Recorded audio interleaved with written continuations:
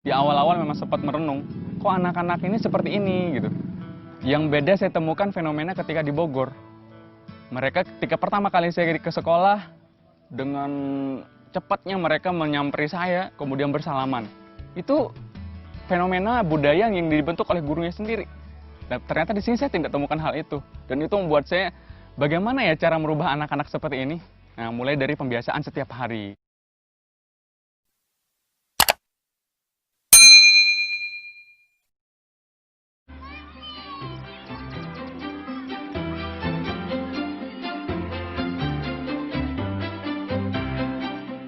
Setiap sore aku dan anak-anak sering bermain di kebun karet. Disinilah tempat piknik sederhana kami. Oke, semuanya. 1. Tepuk 1. Tepuk 2. Tepuk 2. Tepuk 1. Tepuk 1. Tepuk 2. 1.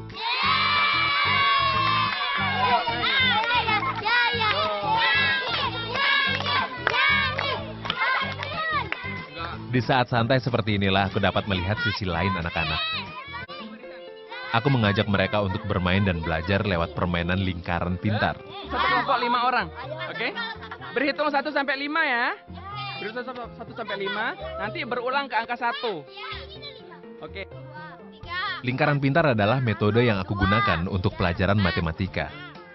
Anak-anak terbagi dalam kelompok acak agar dapat saling berbagi ilmu.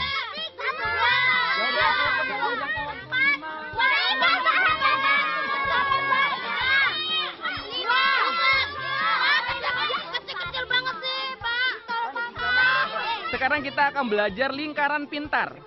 Di sini ada angka berapa? 1 sampai dengan 17. Masing-masing angka ini punya soal. Bagaimana cara memilih angkanya? Kita akan memilih angka dengan menggunakan ini. Ini adalah gasingan yang terbuat dari kayu.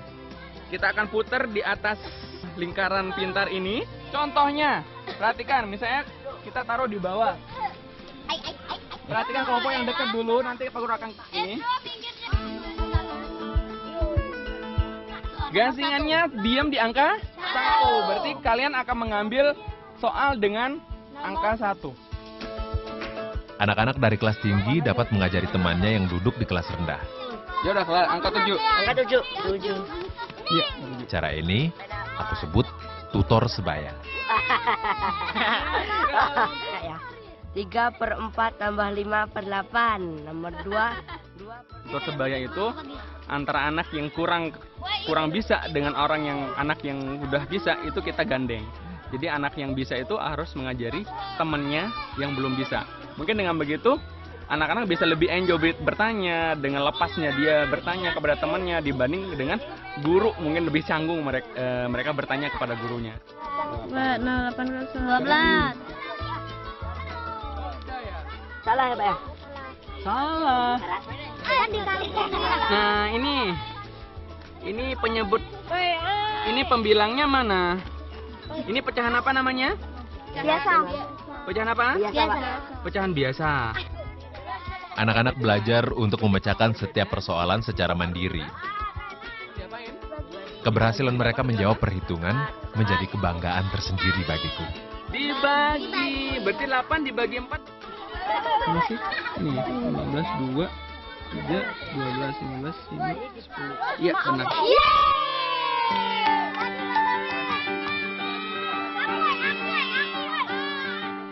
Namun, tidak semua anak dapat menjawab pertanyaan yang diberikan. Disinilah keteguhanku sebagai guru diuji. Aku harus siap mendampingi mereka secara bergantian. Juga menjawab bermacam pertanyaan yang mereka lontarkan. Pak Taufik! Pak Taufik! Pak Taufik! 8 kali 9 bagi 2. 8 kali 4. 8 kali 4 24. 8 kali 4 32. Ya udah benar selesai. Udah kok. Kan pada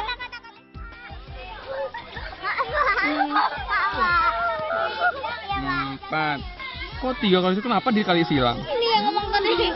Ya, diambil 8 kali 9 72 benar. Ini salah. Ini salah. Oh, mana versi kecilnya yang mana? Enggak ada yang benar. Udah, gue yang ngerjain sendiri. Ayo. Benar kalau cara aku tadi. Prihatin juga sih melihat anak-anak yang pelajaran dasar banget itu belum mereka bisa. Jadi memang harus butuh kesabaran. Guru tuh memang harus benar-benar sabar. Namanya guru kalau sudah tidak bisa sabar, udah deh berhenti jadi guru gitu kan. Jadi memang guru tuh memang ujiannya kesabaran. Kini aku menyadari, berbagai tingkah laku murid adalah ujian kesabaran bagi setiap guru. Ujian yang tidak selalu mudah, namun selalu memberi pelajaran. Sebenarnya dari segi pendidikan tidak rasa cukup ya, tidak ada rasa cukup untuk memberikan ilmu kepada anak-anak. Jadi keinginan buat memberi untuk lebih itu pasti ada sebenarnya. Tapi sebatas inilah kemampuan saya. Semoga bermanfaat dan insya Allah untuk guru-guru yang lain, saya akuin teman-teman guru di sini sangat semangat, mengajar pun sangat semangat. Tapi minta tolong jangan sampai hanya mengajar, didik dari segi bagaimana mendidik anak-anak sendiri. Jadi karena anak-anak di ruangan kelas itu, di ruang sekolah itu adalah anak-anak sendiri.